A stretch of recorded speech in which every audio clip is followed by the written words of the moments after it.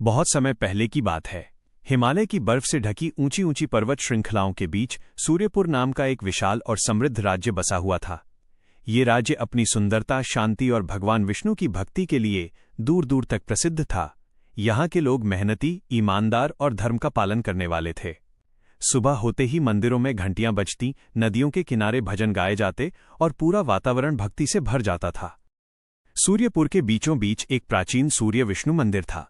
लोगों का विश्वास था कि इस मंदिर पर स्वयं भगवान विष्णु का आशीर्वाद है। कहा जाता था कि हजारों वर्ष पहले भगवान विष्णु ने एक महान ऋषि को दर्शन देकर यह वरदान दिया था कि जब तक इस मंदिर का दिव्य रहस्य सुरक्षित रहेगा, तब तक सूर्यपुर पर कोई संकट नहीं आएगा।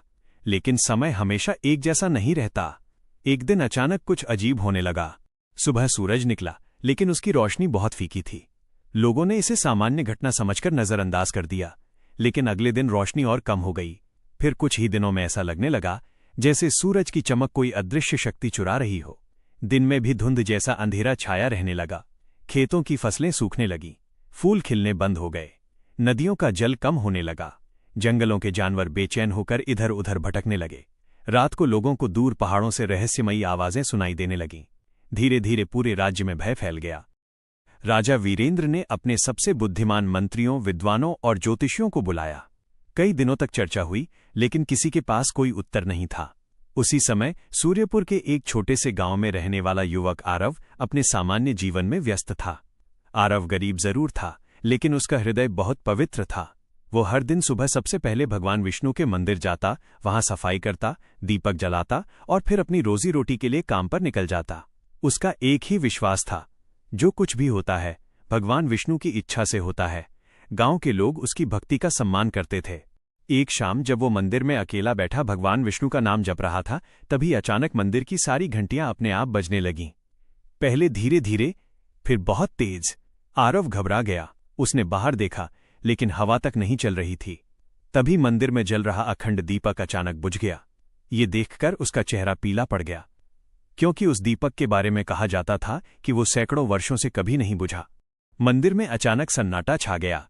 फिर एक गंभीर आवाज गूंजी, अंधकार लौट आया है। आरव का दिल तेजी से धड़कने लगा। वो आवाज किसकी थी? उसे कुछ समझ नहीं आया। उस रात वो घर तो लौट आया, लेकिन उसके मन में वही शब्द घूमते रहे, अंधकार लौट आया है। रात के मध्य में उसे एक भयानक सपना दिखाई दिया। उसने देखा कि पूरा सूर्यपुर अंधेरे में डूब चुका है। लोग रो रहे हैं, मंदिर टूट चुके हैं, नदियां सूख गई हैं और आसमान में एक विशाल काला भंवर घूम रहा है। भंवर के बीच एक रहस्यमयी छाया बैठी हुई थी। उसकी आंखें लाल अंगारों की तरह चमक रही थीं। वो जोर जोर से हंस रही थी। उसकी हंसी सुनकर पहाड़ तक कांप रहे थे। फिर अचानक वो छाया बोली, सदियों पहले मुझे कैद किया गया था, अब मैं वापस आ गया हूं। इतना सुनते ही आरव की नींद खुल गई। उसका पूरा शरीर पसीने से भीगा हुआ था। सुबह होने का इंतजार किए बिना वो सीधे मंदिर की ओर दौड़ा, लेकिन मंदिर पहुंचकर वो स्तब्ध रह गया। मंदिर के मुख्य द्वार के सामने एक वृद्ध साधु बैठे थे। उनकी सफेद दाढ़ी कमर तक पहुंच रही थी। आंखों में अद्भुत तेज था, और सबसे आश्चर्य की बात यह थी कि उनके आसपास हल्की सुनहरी रोशनी फैली हुई थी। ऐसा लग रहा था जैसे वे किसी साधारण मनुष्य नहीं हों। आरव ने उनके चरण स्पर्श किए। साधु मुस्कुराए। मैं तुम्हारा इंतजार कर रहा था आरव। आरव चौंक गया। आप मेरा नाम कैसे जानते हैं? साधु ने उत्तर नहीं दिया। उन्होंने अपनी झोली से एक चमकता हुआ शंख निकाला। जैसे ही आरव की नजर उस शंख पर पड़ी, उसे अपने सपने का दृश्य याद आ गया। वो बिल्कुल वही शंख था। आरव के हाथ कांपने लगे। साधु बोले, ये दिव्य शंख है। इसे भगवान विष्णु के आशीर्वाद से बनाया गया था। सदियों से इसकी रक्षा की जा रही है, लेकिन अब इसका समय आ गया है। आरव ने आश्चर्य से पूछा, कौन सा समय? साधु का चेहरा गंभीर हो गया। उन्होंने कहा, वो शक्ति जिसे हजारों वर्ष पहले भगवान विष्णु ने पराजित करके अंधकार लोक में बंद कर दिया था, वो फिर जाग चुकी है। ये सुनकर आरव के पैरों तले जमीन खिसक गई। क्या वही शक्ति सूर्यपुर के पीछे है? साधु ने सिर हिलाया। हां, और अगर उसे नहीं रोका गया तो केवल सूर्यपुर नहीं, पूरा संसार अंधकार में डूब जाएगा। फिर उन्होंने वो शंख आरव के हाथों में रख दिया। जैसे ही आरव ने शंख को छुआ, पूरा मंदिर तेज प्रकाश से भर गया। दीवारों पर बने प्राचीन चित्र चमकने लगे। धरती कांप उठी। मंदिर के गर्भगृह के पीछे की विशाल पत्थर की दीवार धीरे धीरे खिसकने लगी। सदियों से बंद एक गुप्त मार्ग खुल चुका था। उस मार्ग के भीतर से नीली रोशनी बाहर आ रही थी। साधु की आंखों में चमक आ गई। उन्होंने धीमे स्वर में कहा, यहीं से उस रहस्य की शुरुआत होती है जिसे दुनिया हजारों साल पहले भूल चुकी है। आरव उस रहस्यमयी मार्ग को देखता रह गया। उसे नहीं पता था कि उस रास्ते के अंत में ऐसा रहस्य छिपा है जो उसकी जिंदगी, सूर्यपुर और पूरे संसार की किस्मत बदलने वाला था। उस रहस्यमयी गुप्त मार्ग को देखकर आरव कुछ क्षणों तक वहीं खड़ा रह गया। उसके मन में डर भी था और उत्सुकता भी। उसने कभी नहीं सोचा था कि जिस मंदिर में वो बचपन से पूजा करता आया है, उसके अंदर इतना बड़ा रहस्य छिपा हो सकता है।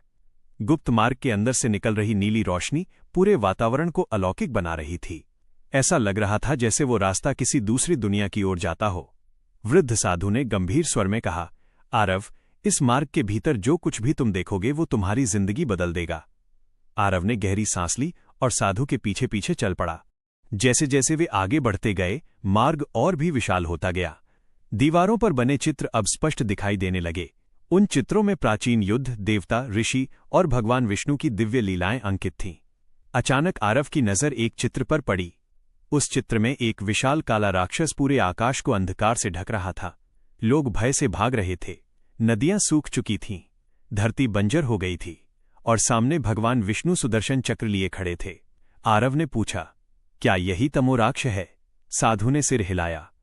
हाँ, और यह चित्र उस समय का है जब उसने पहली बार संसार को नष्ट करने का प्रयास किया था।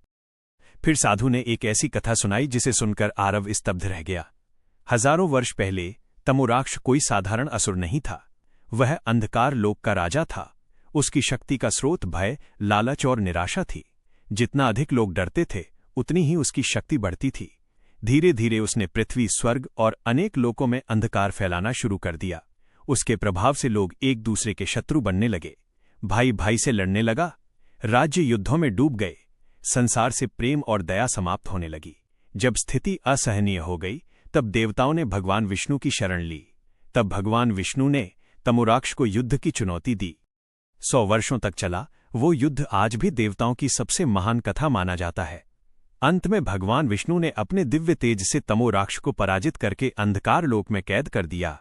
लेकिन जाते जाते तमोराक्ष ने एक भविष्यवाणी की थी, एक दिन मैं लौटूंगा और उस दिन संसार पहले से भी अधिक अंधकार देखेगा। ये सुनकर आरव के शरीर में सिहरन दौड़ गई। इतने में वे दोनों एक विशाल गोल कक्ष में पहुंच गए। कक्ष के बीचों बीच एक ऊंचा स्तंभ था। उसके ऊपर रखा था दिव्य सूर्य रत्न। रत्न की चमक इतनी तेज थी कि आंखें खुली रखना मुश्किल हो रहा था। लेकिन ध्यान से देखने पर आरव को महसूस हुआ कि उसकी रोशनी धीरे धीरे कम हो रही है। साधु ने दुखी स्वर में कहा, सदियों से यही रत्न सूर्यपुर की रक्षा कर रहा है, लेकिन अब इसकी शक्ति कमजोर पड़ रही है। तभी अचानक पूरा कक्ष हिलने लगा। जमीन कांप उठी। दीवारों में दरारें पड़ने लगीं। सूर्य रत्न की चमक अचानक टिमटिमाने लगी और अगले ही पल कक्ष के बीचों बीच काले धुएं का एक भयंकर भंवर बन गया। उस भंवर से एक विशाल छाया प्रकट हुई। उसकी आंखें लाल थीं, चेहरा धुएं से बना हुआ था और उसकी हंसी इतनी भयानक थी कि आरव का दिल कांप उठा। छाया बोली, तुम लोग मुझे रोक नहीं सकते। अंधकार का युग फिर लौटेगा। आरव डर गया, लेकिन साधु आगे बढ़े। उन्होंने अपने कमंडल से जल की कुछ बूंदें उस छाया की ओर फेंकी। तुरंत दिव्य प्रकाश फैल गया। छाया दर्द से चीख उठी, लेकिन गायब होने से पहले वो फिर हंसी। मैं तो केवल एक दूत हूं। जब तमोराक्ष स्वयं जागेगा, तब तुम्हारी सारी आशाएं समाप्त हो जाएंगी। और फिर वो अदृश्य हो गई। कक्ष में फिर सन्नाटा छा गया, लेकिन अब आरव समझ चुका था कि खतरा वास्तविक है। उसी समय सूर्य रत्न से एक तेज प्रकाश निकला और सीधे उसके माथे से टकराया। अचानक उसके सामने अनेक दृश्य घूमने लगे। उसने देखा बर्फ से ढका एक काला पर्वत। उस पर्वत की चोटी पर एक प्राचीन मंदिर। मंदिर के चारों ओर घूमते काले बादल और मंदिर के भीतर बंद एक रहस्यमयी स्वर्णिम संदूक। फिर उसने देखा कि उस संदूक के सामने स्वयं भगवान विष्णु खड़े हैं। भगवान विष्णु ने अपना हाथ उस संदूक पर रखा और कहा, जब अंधकार लौटेगा तब सत्य का रक्षक इसे खोज लेगा। दृश्य समाप्त हो गया। आरव घबराकर पीछे हट गया। उसकी सांसें तेज चल रही थीं। साधु ने उसकी ओर देखा। तुमने क्या देखा? आरव ने पूरा दृश्य उन्हें बता दिया। यह सुनकर साधु की आंखों में चमक आ गई। उस रात के बाद आरव की जिंदगी पूरी तरह बदल चुकी थी। अब वो केवल एक साधारण गांव का युवक नहीं रहा था। उसके सामने पूरे सूर्यपुर को बचाने की जिम्मेदारी थी। सुबह होते ही उसने यात्रा की तैयारी शुरू कर दी। गांव वालों को उसने अपनी असली मंजिल नहीं बताई, केवल इतना कहा कि वो भगवान विष्णु की आज्ञा से एक महत्वपूर्ण कार्य के लिए जा रहा है। वृद्ध साधु भी उसके साथ चलने को तैयार हो गए। रवाना होने से पहले दोनों सूर्य विष्णु मंदिर पहुंचे। मंदिर में दीपक जल रहे थे, लेकिन उनकी लौ पहले से कमजोर दिखाई दे रही थी। साधु ने कहा, यह संकेत है कि समय बहुत कम बचा है। यदि जल्दी कुछ नहीं किया गया तो सूर्य रत्न की शक्ति समाप्त हो जाएगी। आरव ने भगवान विष्णु के चरणों में प्रणाम किया और यात्रा शुरू कर दी। कई दिनों तक वे घने जंगलों, ऊंचे पहाड़ों और सुनसान घाटियों से होकर गुजरते रहे। रास्ते में उन्हें अनेक विचित्र घटनाएं दिखाई दी। कहीं पेड़ों की पत्तियां काली पड़ चुकी थीं, कहीं नदियों का पानी अचानक सूख गया था, कहीं जानवर बिना किसी कारण के भयभीत होकर भाग रहे थे। ऐसा लग रहा था जैसे अंधकार की शक्ति धीरे धीरे पूरी धरती को अपने प्रभाव में ले रही हो। एक शाम वे दोनों मायावन नामक जंगल में पहुंचे। ये जंगल पूरे सूर्यपुर में रहस्यमयी माना जाता था। कहा जाता था कि जो व्यक्ति इसके अंदर चला जाता है वो कभी वापस नहीं लौटता। जैसे ही वे जंगल में दाखिल हुए, चारों तरफ अजीब सन्नाटा छा गया। पक्षियों की आवाज तक सुनाई नहीं दे रही थी। कुछ दूर चलने के बाद अचानक आरव को अपने माता पिता दिखाई दिए। वे मुस्कुरा रहे थे। आरव की आंखें भर आईं। वो उनकी तरफ दौड़ने ही वाला था कि साधु ने उसका हाथ पकड़ लिया। रुको! आरव चौंक गया। लेकिन ये मेरे माता पिता हैं, साधु ने गंभीर स्वर में कहा। नहीं, यह मायावन का भ्रम है। तमोराक्ष लोगों को उनके सबसे प्रिय रूप दिखाकर रास्ते से भटकाता है। इतना सुनते ही वो दृश्य गायब हो गया। अब वहां केवल घना अंधेरा था। आरव समझ गया कि आगे की राह आसान नहीं होने वाली। रात होते ही दोनों ने एक बड़े पेड़ के नीचे विश्राम किया, लेकिन आधी रात को अचानक जमीन कांपने लगी। दूर से भयानक गर्जना सुनाई दी। फिर जंगल के अंधेरे से विशाल काले भेड़िए निकलकर सामने आ गए। उनकी आंखें लाल थीं और शरीर धुएं से बना हुआ लग रहा था। वे धीरे धीरे आरव की ओर बढ़ने लगे। आरव घबरा गया, लेकिन साधु शांत रहे। उन्होंने कहा, डरो मत या जाओ रखो, भय ही तमोराक्ष की सबसे बड़ी शक्ति है। आरव ने भगवान विष्णु का नाम लिया। तभी उसके हाथ में रखा दिव्य शंख हल्का चमकने लगा। अचानक शंख से सुनहरी रोशनी निकली। जैसे ही वो प्रकाश भेड़ियों पर पड़ा, वे चीखने लगे और कुछ ही क्षणों में धुएं में बदलकर गायब हो गए। आरव आश्चर्यचकित रह गया। साधु मुस्कुराए, दिव्य शंख ने तुम्हें स्वीकार कर लिया है।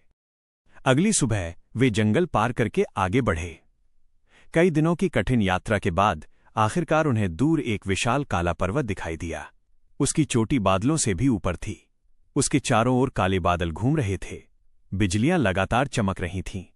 उसे देखकर आरव को वही दृश्य याद आ गया जो उसने सूर्य रत्न के माध्यम से देखा था। साधु ने कहा, यही वह पर्वत है। यहीं भगवान विष्णु का छिपाया हुआ रहस्य मौजूद है। लेकिन जैसे ही वे पर्वत के पास पहुंचे, अचानक हवा रुक गई। चारों तरफ भयानक सन्नाटा छा गया।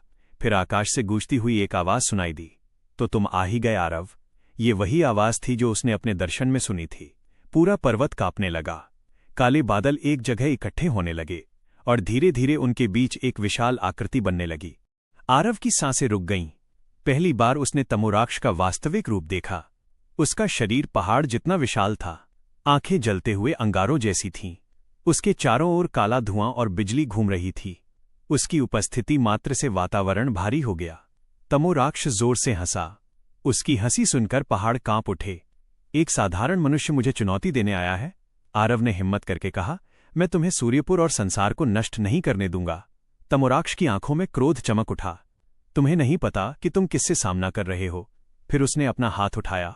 अचानक पर्वत के चारों ओर हजारों काली परछाइयां प्रकट हो गईं। वे तमोराक्ष के दूत थे। उनकी संख्या इतनी अधिक थी कि पूरा आकाश अंधकार से भर गया। आरव ने पहली बार अपने भीतर डर महसूस किया, लेकिन तभी उसके हाथ का दिव्य शंख पहले से कहीं अधिक चमकने लगा और उसी क्षण उसके सामने एक रहस्यमयी स्वर्णिम द्वार प्रकट हुआ। द्वार पर भगवान विष्णु का चिन्ह बना हुआ था। साधु की आंखें आश्चर्य से फैल गईं। उन्होंने कहा, यही है वो स्थान। भगवान विष्णु का छिपा हुआ रहस्य इसी द्वार के पीछे है। लेकिन द्वार खुलने से पहले ही तमोराक्ष ने एक भयानक हमला कर दिया। पूरा पर्वत कांप उठा और आरव समझ गया कि अब उसकी सबसे कठिन परीक्षा शुरू होने वाली है।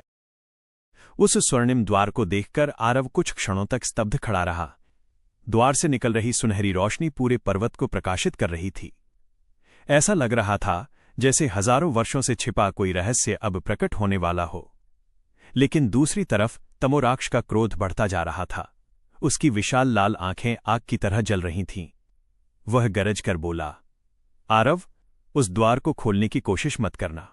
यदि उसके पीछे छिपी शक्ति तुम्हारे हाथ लग गई तो मेरे हजारों वर्षों की तपस्या व्यर्थ हो जाएगी। आरव ने पहली बार बिना डरे उसकी ओर देखा। मैं तुम्हें इस संसार को अंधकार में डुबोने नहीं दूंगा। तमोराक्ष जोर से हंसा। उसकी हंसी से पूरा पर्वत कांप उठा। अचानक उसने अपना विशाल हाथ आकाश की ओर उठाया। कुछ ही क्षणों में काले बादलों का एक भयंकर तूफान बन गया। बिजलियां चमकने लगीं और हजारों काली परछाइयां आरव की ओर बढ़ने लगीं। वे तमोराक्ष के दूत थे। उनकी आंखें लाल थीं और उनके हाथों में अंधकार की तलवारें थीं। वृद्ध साधु तुरंत आगे आए। उन्होंने अपने कमंडल से दिव्य जल निकाला और मंत्र पढ़ना शुरू किया। जैसे ही जल की बूंदें जमीन पर गिरीं, एक सुनहरी रक्षा रेखा बन गई। काली परछाइयां उस रेखा से टकराकर पीछे हटने लगीं, लेकिन उनकी संख्या बहुत अधिक थी। आरव समझ गया कि केवल रक्षा करते रहने से काम नहीं चलेगा। तभी उसके हाथ में रखा दिव्य शंख पहले से कहीं अधिक चमकने लगा। साधु ने कहा, आरव, शंख बजाओ। आरव ने पूरी शक्ति से शंख बजाया। अगले ही पल पूरे पर्वत पर दिव्य ध्वनि गूंज उठी। आकाश तक वह नाद पहुंच गया। जैसे ही शंख की ध्वनि फैली, कई काली परछाइयां धुएं में बदलकर समाप्त हो गईं। तमोराक्ष का चेहरा क्रोध से विकृत हो गया। लेकिन तभी कुछ और अद्भुत हुआ। स्वर्णिम द्वार धीरे धीरे खुलने लगा। द्वार खुलते ही उसके भीतर से इतनी तेज रोशनी निकली कि कुछ क्षणों के लिए पूरा अंधकार गायब हो गया। आरव और साधु उस प्रकाश के भीतर प्रवेश कर गए। द्वार के दूसरी ओर एक विशाल दिव्य कक्ष था। उसकी दीवारें सोने जैसी चमक रही थीं। बीचों बीच भगवान विष्णु की एक विशाल प्रतिमा स्थापित थी। प्रतिमा के सामने एक चमकता हुआ संदूक रखा था। संदूक पर शंख, चक्र, गदा और कमल के चिन्ह बने हुए थे। आरव धीरे धीरे उसके पास पहुंचा। जैसे ही उसने संदूक को छुआ, वो अपने आप खुल गया। संदूक के भीतर एक दिव्य मणि रखी हुई थी। उस मणि के अंदर मानो पूरा ब्रह्मांड घूम रहा था। साधु की आंखों में आंसू आ गए। उन्होंने कहा, यही वह दिव्य विष्णु मणि है। भगवान विष्णु ने इसे भविष्य के लिए सुरक्षित रखा था। इसी शक्ति से तमोराक्ष को हमेशा के लिए पराजित किया जा सकता है। जैसे ही आरव ने मणि को अपने हाथ में लिया, उसके शरीर में दिव्य ऊर्जा प्रवाहित होने लगी। उसकी आंखों के सामने अनेक दृश्य प्रकट हुए। उसने देखा कि भगवान विष्णु स्वयं तमोराक्ष से युद्ध कर रहे हैं। उसने देखा कि तमोराक्ष की सबसे बड़ी शक्ति अंधकार नहीं बल्कि लोगों का भय है। जितना लोग डरते हैं, उतना वो शक्तिशाली होता जाता है। तभी भगवान विष्णु की आवाज सुनाई दी, सच्चा प्रकाश बाहर नहीं, भीतर होता है। जो भय पर विजय पा लेता है, वही अंधकार को हरा सकता है। अचानक दृश्य समाप्त हो गया। आरव ने अपनी आंखें खोलीं। अब वो पहले जैसा नहीं रहा था। उसके चारों ओर दिव्य प्रकाश घूम रहा था। लेकिन उसी समय पूरा कक्ष जोर से कांपने लगा। तमोराक्ष ने स्वर्णिम द्वार तोड़ दिया था। वो गर्जना करता हुआ अंदर प्रवेश कर चुका था। उसकी शक्ति पहले से भी अधिक भयानक लग रही थी। उसने क्रोध में कहा, वह मणि मुझे दे दो, वो शक्ति मेरी है। आरव आगे बढ़ा, नहीं, ये शक्ति संसार की रक्षा के लिए है। तमोराक्ष ने बिना देर किए हमला कर दिया। अचानक पूरा कक्ष युद्धभूमि बन गया। काले अंधकार और दिव्य प्रकाश की टक्कर होने लगी। बिजलियां चमक रही थीं। धरती कौंपिंग रही थी। साधु लगातार मंत्रों का जाप कर रहे थे। आरव विष्णु मणि की शक्ति से तमोराक्ष के हमलों को रोक रहा था। लेकिन यह युद्ध अभी केवल शुरुआत थी। तमोराक्ष ने अपनी असली शक्ति का केवल एक छोटा सा हिस्सा दिखाया था। युद्ध के बीच अचानक उसकी पीठ के पीछे एक विशाल अंधकारमय द्वार खुला। उस द्वार से और भी भयानक शक्तियां बाहर आने लगी। साधु का चेहरा गंभीर हो गया। उन्होंने कहा, आरव, सावधान रहो। तमोराक्ष अब अपने अंतिम और सबसे खतरनाक रूप को जगाने वाला है। आरव ने विष्णु मणि को मजबूती से पकड़ा। उसे समझ आ गया था कि अब पीछे लौटने का कोई रास्ता नहीं है। संसार का भविष्य इसी युद्ध पर निर्भर था और उसी क्षण शुरू होने वाली थी प्रकाश और अंधकार के बीच अंतिम महायुद्ध की तैयारी। उस स्वर्णिम कक्ष में भयंकर युद्ध जारी था। आरव के हाथ में विष्णु मणि चमक रही थी और दूसरी ओर तमोराक्ष अपनी अंधकारमय शक्तियों से लगातार आक्रमण कर रहा था। हर टक्कर के साथ पूरा पर्वत कांप उठता। दीवारों से पत्थर टूट टूट कर गिर रहे थे। आकाश में काले बादल और भी घने होते जा रहे थे। दूर सूर्यपुर में लोग भयभीत होकर मंदिरों में भगवान विष्णु का नाम जप रहे थे। लेकिन किसी को नहीं पता था कि उस समय संसार का भविष्य एक ही युद्ध पर टिका हुआ था। तमोराक्ष की शक्ति लगातार बढ़ती जा रही थी। अचानक उसने अपनी दोनों भुजाएं आकाश की ओर फैला दी और एक प्राचीन अंधकारमय मंत्र का उच्चारण शुरू किया। उसकी आवाज इतनी भयानक थी कि पर्वतों की चोटियां तक कांप उठीं। जैसे जैसे वो मंत्र बोलता गया, उसके पीछे खुला अंधकार लोक का द्वार और भी विशाल होता गया। कुछ ही क्षणों में उस द्वार से काले धुएं का विशाल समुद्र निकलने लगा। धुएं के भीतर हजारों राक्षसी चेहरे दिखाई दे रहे थे। वे चीख रहे थे, हंस रहे थे और संसार में प्रवेश करने के लिए तड़प रहे थे। साधु का चेहरा चिंता से भर गया। उन्होंने कहा, आरव, यदि यह द्वार पूरी तरह खुल गया तो केवल सूर्यपुर नहीं, तीनों लोग संकट में पड़ जाएंगे। आरव ने देखा कि अंधकार लोक की ऊर्जा धीरे धीरे तमोराक्ष के शरीर में समा रही थी। उसका शरीर और विशाल हो गया। उसकी ऊंचाई अब पर्वत से भी अधिक प्रतीत हो रही थी। उसकी आंखों की अग्नि पूरे आकाश को लाल कर रही थी। वो अब किसी असुर की तरह नहीं, बल्कि स्वयं विनाश की शक्ति जैसा दिखाई दे रहा था। तमोराक्ष जोर से हंसा। अब मुझे कोई नहीं रोक सकता, भगवान विष्णु भी नहीं। ये सुनते ही पूरा वातावरण कुछ क्षणों के लिए शांत हो गया।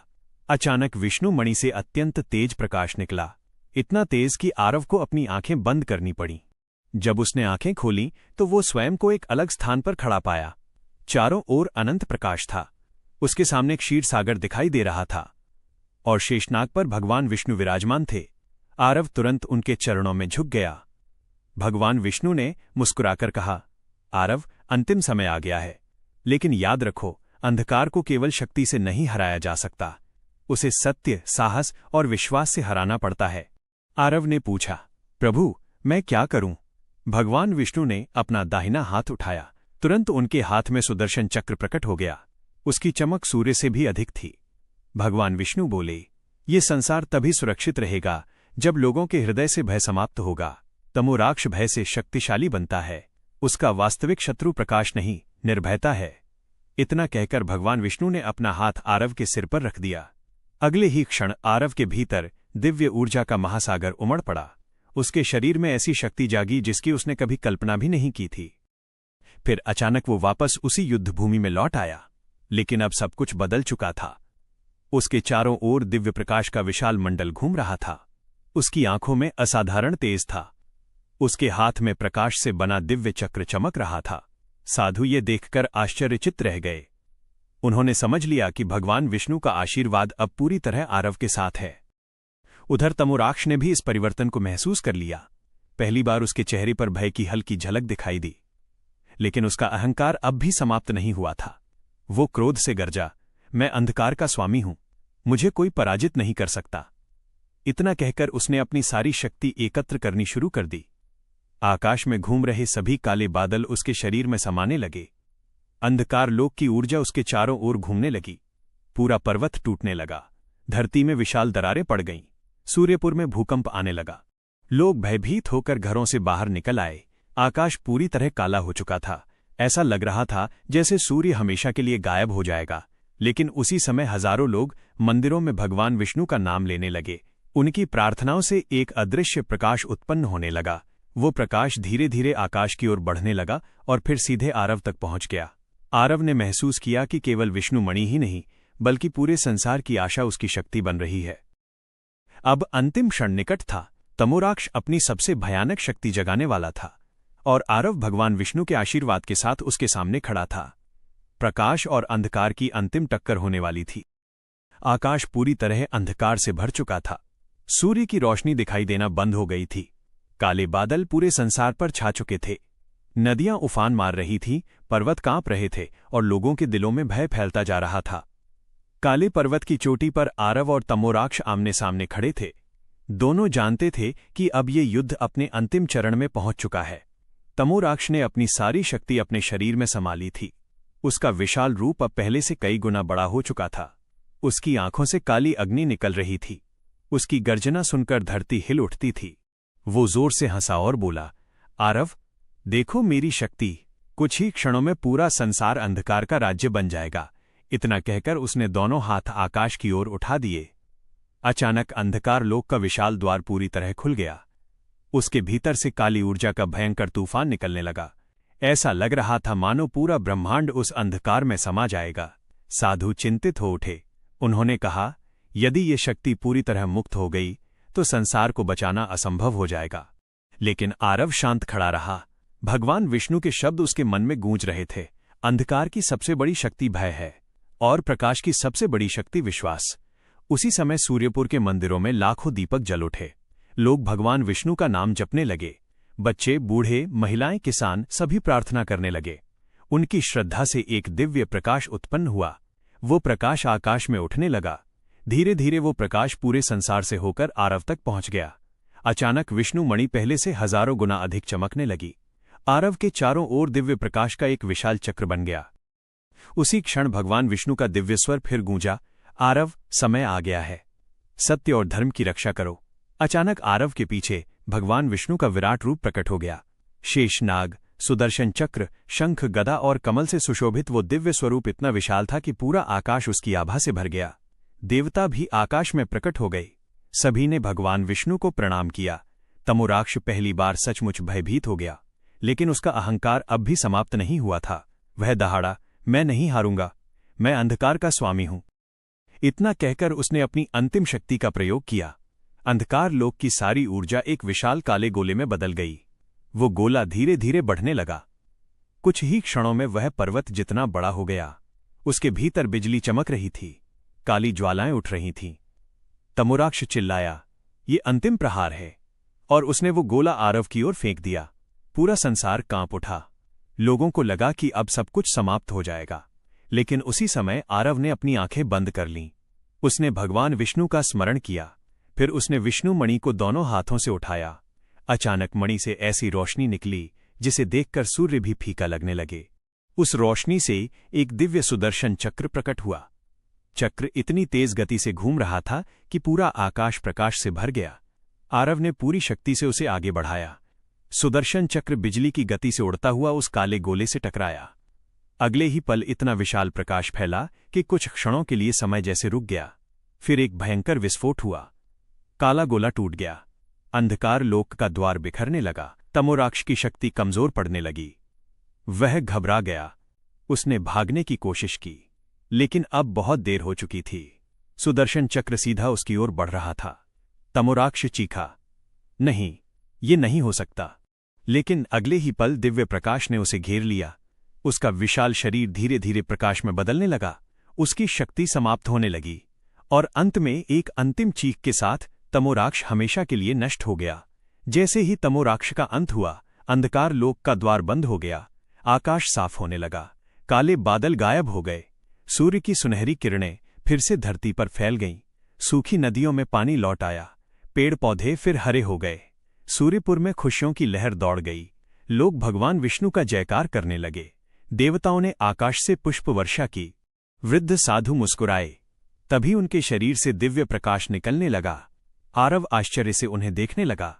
धीरे धीरे साधु का रूप बदल गया, और फिर आरव ने देखा कि वे कोई साधारण साधु नहीं थे। वे भगवान विष्णु के एक दिव्य दूत थे, जिन्हें उसकी सहायता के लिए भेजा गया था। उन्होंने कहा, तुमने अपना कर्तव्य पूरा किया, आरव। धर्म की रक्षा करने वाला कभी अकेला नहीं होता। इतना कहकर वे प्रकाश में विलीन हो गए। कुछ समय बाद आरव सूर्यपुर लौट आया। लोगों ने उसका भव्य स्वागत किया, लेकिन आरव ने कभी स्वयं को नायक नहीं माना। वो हमेशा कहता था, ये मेरी नहीं, भगवान विष्णु की कृपा और लोगों के विश्वास की विजय है। उस दिन के बाद सूर्यपुर में फिर कभी अंधकार नहीं फैला, और लोगों ने एक बात हमेशा के लिए याद रखी, जब तक मन में विश्वास, साहस और धर्म जीवित है, तब तक कोई भी अंधकार संसार को पराजित नहीं कर सकता।